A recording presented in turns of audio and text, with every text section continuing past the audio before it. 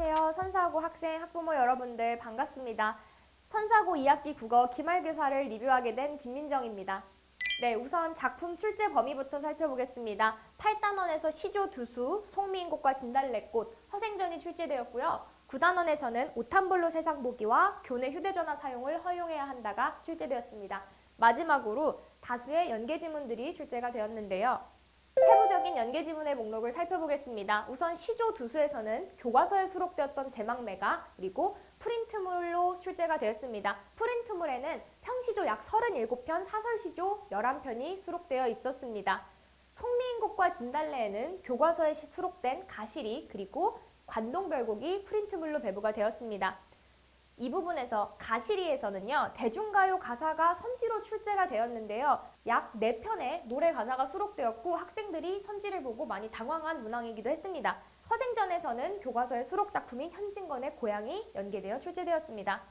프린트물로 시험에 나올 지문들을 미리 알려주긴 했으나 그간 연계 지문이 많지 않았던 선사고 출제 경향에서는 벗어났기 때문에 학생들이 많이 어려웠다라고 말한 시험이었습니다. 네. 시조 두수 유형부터 살펴보겠습니다. 총 객관식으로만 5문항이 출제가 되었고요. 상징이 유사한 시어를 찾거나 시적 화자의 태도가 유사한 작품을 찾는 평이한 내신형 문항들이 등장을 하였습니다. 반면에 보기를 읽고 답안을 고르는 모의고사형 문항도 출제가 되었는데요. 학생들이 가장 많이 어려워했던 건 교과서에 실려있지 않고 학교에서도 언급이 없었던 박목월의 하관과 제막매가를 비교하는 문항이었습니다. 전반적으로 난이도는 어렵지 않았으나 학교 수업에서 언급하지 않았던 작품이 나왔기 때문에 학생들이 많이 어려웠다는 이야기를 했고요. 또한 프린트물에 연계되었던 외부 지문이 약 8편이 선지 또는 지문으로 출제되었습니다. 네, 다음은 송미인곡과 진달래꽃입니다. 총 11문항으로 가장 많은 배점이 있던 영역이고요. 작품에 갈래를 묻거나 표현론적 관점에서의 내용일치 문항들을 묻는 일반 내신형 문항들이 출제되었으나 진달래꽃과 가시리에서는 대중가요들을 선지로 이용한 꽤 고난이도의 문제가 나왔습니다. 그리고 마지막으로 관동별곡에서 학생들의 오답률이 가장 높았다고 했는데요. 이 부분은 프린트물로 연계되었던 작품이긴 하나 반별로 진도를 꼼꼼히 나간 반도 있고 진도를 많이 나가지 않은 반도 있었는데 그에 비해서 상당히 고난이도의 문제가 출제가 되었습니다. 그러나 저는 관동별곡의 가장 중요한 부분들을 여러 번 학생들에게 다루어졌기 때문에 수업을 수강한 학생들의 정답률은 아주 높았습니다. 그렇기 때문에 학생들이 가장 어려워했던 이 파트고 배점이 가장 높았으나 관동별곡을 꼼꼼히 세부적으로 공부한 학생들이라면 문제를 어렵지 않게 풀 수 있는 난이도였습니다. 다음은 허생전인데요. 허생전은 총 6문항으로 구성이 되었습니다. 객관식 5문항, 서답형이 1문항이었는데요. 우선 객관식의 난이도는 어렵지 않았습니다. 다 기본 내신형 문항들이었고요. 여기 연계지문 함께 보시면 현진건의 고향은 사실 학교 수업에서 많이 다루지 않았는데요. 고향의 마지막 결말 부분에 언급된 그 단어를 그대로 찾아 쓰는 문항이 나왔고 부분 점수가 없었기 때문에 현진건의 고향을 제대로 읽지 않고 들어간 학생이면 4점을 그대로 감점되었습니다. 다음은 오탄블로 세상보기입니다. 총 5문항, 객관식 4문항, 서답형 1문항이 나왔고요. 내신형 문항으로 평이한 난이도 2문항, 그리고 모의고사형 문항들이 출제가 되었습니다. 불법 복제 관련, 노동자의 열악한 근무 환경과 관련된 처음 보는 지문을 기준으로 문제를 해결해야 하는 문항이었기 때문에 내신형 문항만을 접했던 학생들은 많이 부담을 느꼈던 시험이라고 말했습니다. 그러나 평소 제 수업 때는 모의고사 문항을 늘 병행하고 있기 때문에요. 학생들이 이 부분에서 충분히 정답을 잘 찾아냈던 시험이었습니다. 네, 마지막 범위로는 교내 휴대전화 사용을 허용해야 한다였습니다. 이 지문은 사실 출제가 많이 될 영역은 아니었습니다. 그러나 내신 수업 시간에 아이들 문제를 풀려봤을 때 오답률이 꽤 높았기 때문에 학생들이 많이 틀리는 문항, 어려워하는 문항들 위주로만 여러 번 반복해서 풀려서 정답을 어렵지 않게 찾아낼 수 있었습니다. 그러나 본문 자체가 쉽다고 그냥 넘어간 학생들은 오답률이 상당히 높았던 파트였습니다. 그래서 2학년 기말고사의 출제 경향을 쭉 정리하자면요. 전반적 난이도는 아주 높진 않았으나 프린트물 외에 연계지문들이 많이 출제가 되었고요. 그간 평이한 난이도, 사실 꽤나 쉬운 난이도의 시험만 치던 선사고 학생들은 많이 어려웠다고 말한 시험이었습니다. 제가 포인트 3개 정도로 정리를 했는데요. 우선 연계지문이 많이 출제되었다. 교과서 범위 자체는 넓지 않았으나 프린트물로 연계된 지문이 많이 출제되었고요. 그리고 관동별곡이 꽤 고난이도 문항으로 출제되었습니다.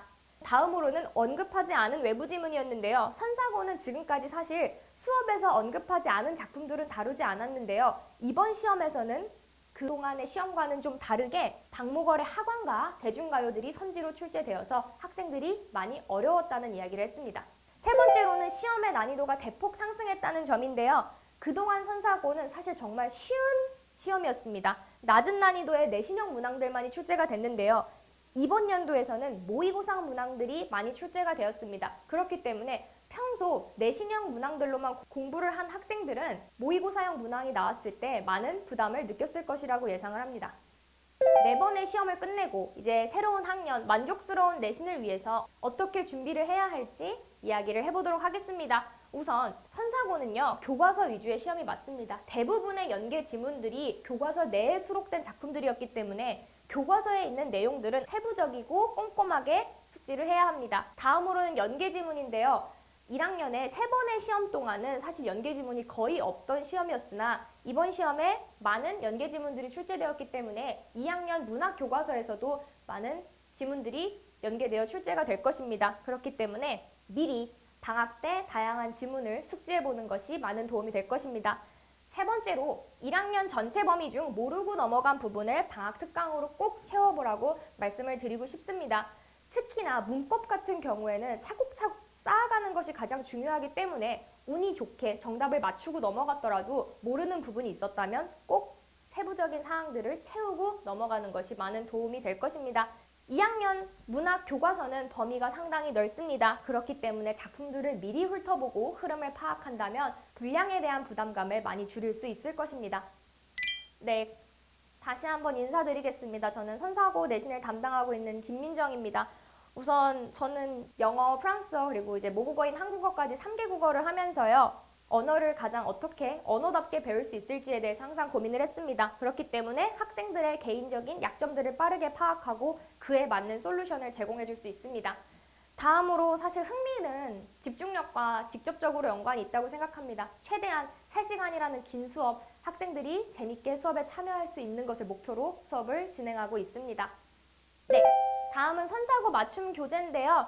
매주 선사고의 수업을 기반으로 한 교재들이 발간되고 있고요. 그 교재 내부에는요, 타 학교에 기출됐던 선지들, 그리고 선사고에 그동안 출제되었던 선지들을 다 모두 모아서요, 필기에 부담을 느끼지 않고 수업에 집중할 수 있도록 매주 교재를 발간하고 있습니다.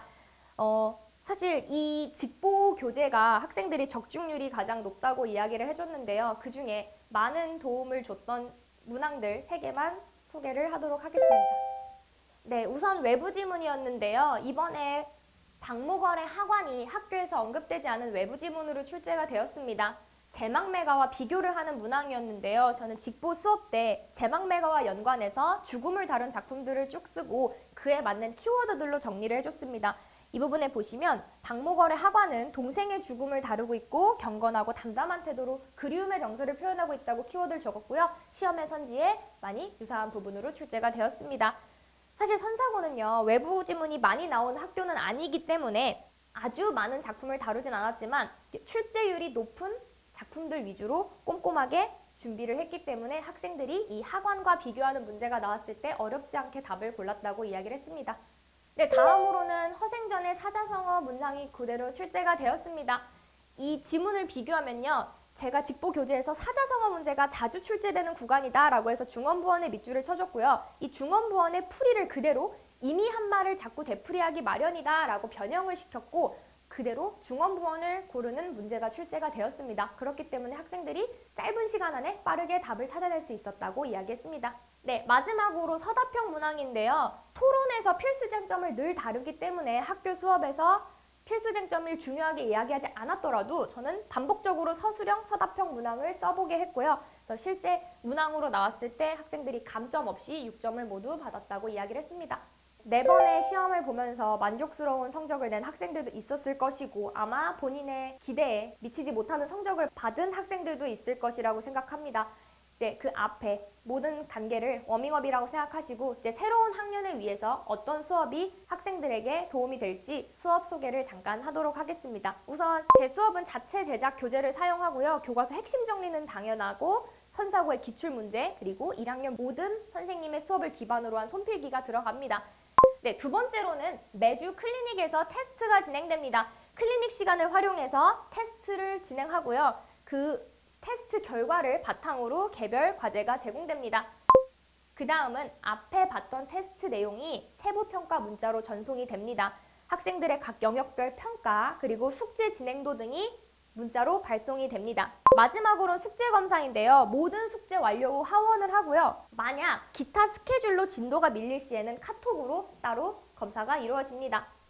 네, 지금까지 선사고 1학년 2학기 기말고사 국어 리뷰를 모두 마쳤고요. 다가올 새학기가 걱정이 아닌 기대가 되도록 함께 준비하고 싶습니다. 감사합니다.